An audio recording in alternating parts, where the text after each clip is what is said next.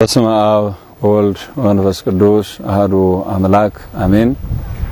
ክቡራትና ክቡራን በኢትዮጵያ ውስጥ ያላችሁ እና ከሀገር ውጭም ያላችሁ ምእመናንና ምእመናት በእግዚአብሔር ፍጹም ሰላምታ ሰላም እያልኩኝ በዚህ በነጌሌ ቦረና ከተማ ውስጥ የሚገኘው የነጌሌ ቦረና ደብረ ብስራት ቅዱስ ገብርኤል ቤተክርስቲያን ከተሰራ ለ10 ዓመት ያክል አገልግሎ ያው በፊት የተሰራበት ሁኔታ መሰረት ባለመያዙና በባለሙያ ባለመሰራቱ የመናጋት ሂደት አምጥቶ ያንን እድሳት ማድረግ ባለመቻላችን እድሳት ተደርጎም ማይሰራ በመሆኑ ይሄንን ጉዳይ መሰረት አድርጎ ከመመናኑ ጋር ሰፊ ምክክር በማድረግ መመናኑ ያመነበት የህዝበ ክርስቲያኑ ያመነበት የሀገረ ስብከቱ ለወረዳ ቤተ ክህነቱ አሳውቀን የሀገረ ስብከቱ የክፍሉ ሊቀ ጳጳስ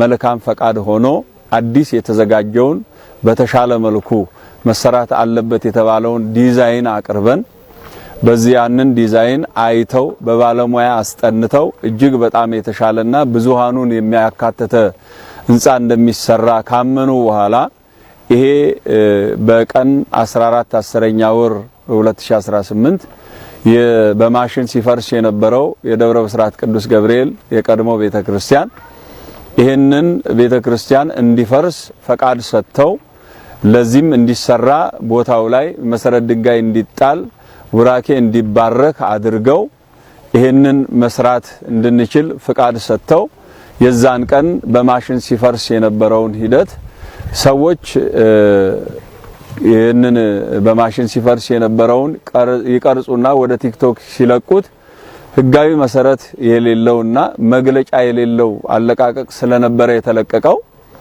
ያ ሰዎች ይሄንን ጉዳይ ተቀብለውት በሌላ አይነት ስሜት ውስጥ ከተው እንደ መንግስት ይሄንን ነገር አድርጎብን ኦርቶዶክስ ቤተክርስቲያንን ለማጥፋት ይሄንን ቤተክርስቲያን እያፈረሰ ነው በማለት የቤተክርስቲያኗና መንግስትን ለማጋጨት እየጣሩ በተጨማሪ ደግሞ በዚያው ላይ መሰረት አድርገው ቤተክርስቲያናችን ፈርሳብናለችና ብለው ህጋዊ ያልሆነ አካውንት የራሳቸውን አካውንት የቤተክርስቲያኑ አካውንት አይደለም የግል አካውንታቸውን ከፍተው በዚህ ገንዘብ አስገቡ ስመ ክርስትናችሁን ስጡ ይጸለይላችኋል በማለት ወንጀል እየተሰራበት ያለ ነው።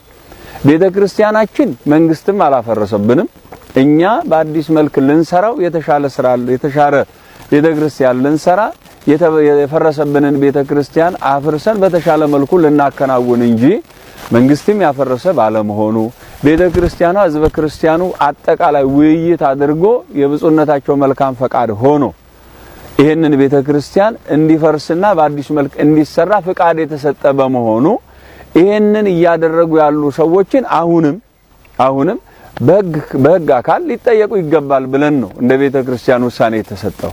ለዚያ ይሄ መልካም አለመሆኑን ቤተክርስቲያናችንም አሁን ሰዎች ሁሉ እየሰሩ ያሉትን ስራ አይታቸዋል።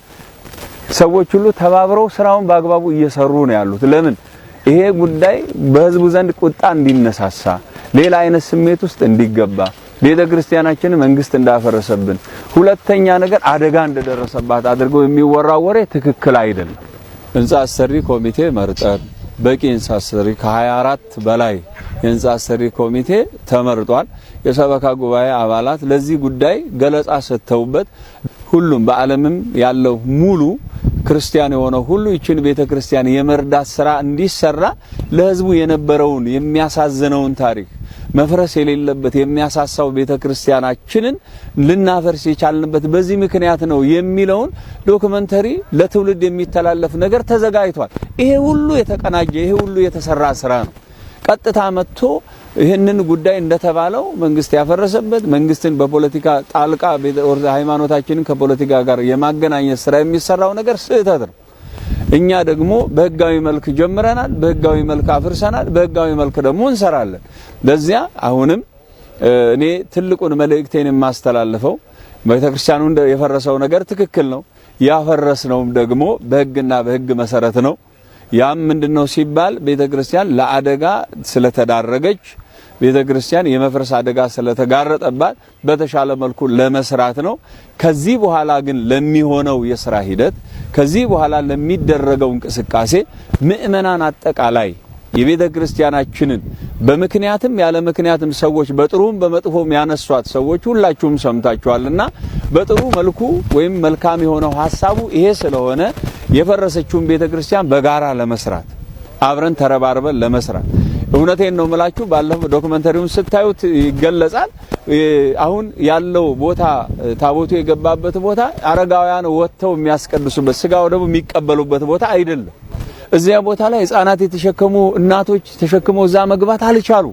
ለዛ በአጭር ጊዜ ውስጥ ይሄንን ዲዛይኑን ታዩታላችሁ። ሁላችሁም አቅም ያላችሁ በአቅማችሁ፣ ገንዘብ ያላችሁ በገንዘባችሁ፣ ጉልበት ያላችሁ በጉልበታችሁ፣ ዕውቀት ያላችሁ በእውቀታችሁ ቤተክርስቲያንን በመርዳት ይሄንን ይሰራል የተባለው ቤተክርስቲያን አብረን በአጭር ጊዜ ሐምሌ 5 እግዚአብሔር ቢፈቅድ ሐምሌ 5 ኢንጂነሩ መጥቶ ቦታውን ቀይሶ መሰረት ይጥላልና በዚያን ሰዓት ከጎናችን ሆናችሁ ሁላችንም ሳንለይ መልካም ነገር እንድናደርግ በእግዚአብሔር ስም አደራ የሚል መልእክት አስተላልፋለሁ።